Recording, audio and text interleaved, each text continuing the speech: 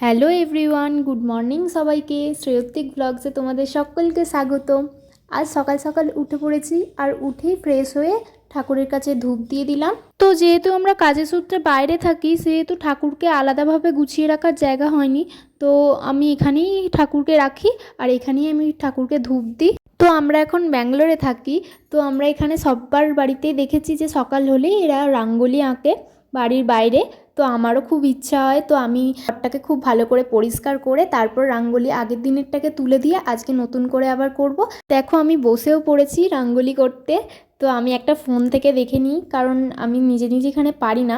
তো ফোন থেকে দেখে আমি এগুলো বানিয়েছি। আর আজকে এটা কেমন হয়েছে তোমরা অবশ্যই জানিও। আর এখানে এত বাঁদর আছে, দেখো আমি রঙ্গোলি আঁকছিলাম তার মধ্যে আমাকে এসে ডিস্টার্ব করছে। যেহেতু বরের এ শিফটে ডিউটি চলছে, সেহেতু আমি একাই চা করে খাচ্ছি। আর আমি রোজ একটা করে প্যাকেট দুধ কিনে এনেই চা করি, 10 টাকা পাতা। আর এখানে দুধটা ভালো পাওয়া গেলেও চায়ের গুঁড়ো একদমই ভালো নয়, সেই জন্য আমার শাশুড়ি মা আমাকে ওখান থেকে এক ডিপে ভর্তি করে চা গুঁড়ো পাঠিয়ে দিয়েছিল। আর সেই চা দিয়েই আমি রান্না করছি, দেখো।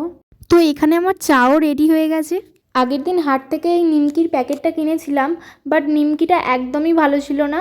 নিমকিটা পুরো ঝাল ছিল, ভেবেছিলাম হয়তো ভালো থাকবে, কিন্তু ভালো ছিল না। তো এটাকে আগে ডিপেতে ভালো করে ভরে নিয়েছিলাম।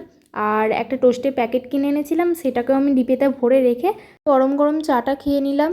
আর মনটা একটু খারাপ লাগছিল যে একা একা চা খাচ্ছি, কিছুই একা একা ভালো লাগে না। চা খেয়েই আমি লেগে পড়লাম রান্নার কাজে। আগে আমি ভাত আর ডাল বসিয়ে দিয়েছি, তারপর আমি আনাজ কাটতে বসেছিলাম। আর আজকে আমি কিছু একা একা ব্রেকফাস্ট বানাইনি, তাই কলা খেয়েছি, যেহেতু আমার কলা খেতে খুব ভালো লাগে। তারপর খেয়ে নিয়ে আমি রান্না বসিয়ে দিয়েছি। আর আজকে যেহেতু আমার নিরামিষ, সেহেতু আমার জন্য বাঁধাকপির তরকারি করেছি আর ফ্রায়েড রাইস করেছি, আর আমার বরের জন্য ডিমের ঝোল করেছি।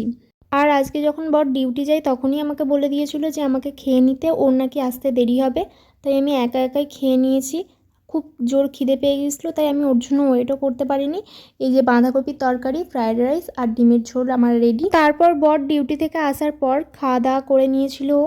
আর তারপর আমাদের কিছু কেনাকাটা করার ছিল, সেই কারণে আমরা বিকালবেলা বেরিয়ে পড়েছিলাম দুজনে। তো এখান থেকে বাজারটা বেশি দূর নয়, কিন্তু তাও বর আজকে বললো যে ও আজ টোটোয় করে যাবে, ওর ডিউটি করে এসে আর ভালো লাগছে না, তাই আজকে টোটোয় করেই গেলাম।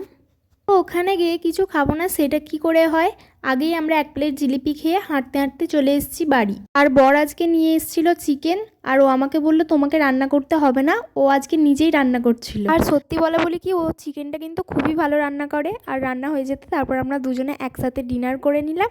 তো আজকের ভিডিওটা এই পর্যন্তই। তোমাদের ভালো লাগলে লাইক কমেন্ট শেয়ার করে দিও। দেখা হচ্ছে নেক্সট মিনি ব্লগে। বাই।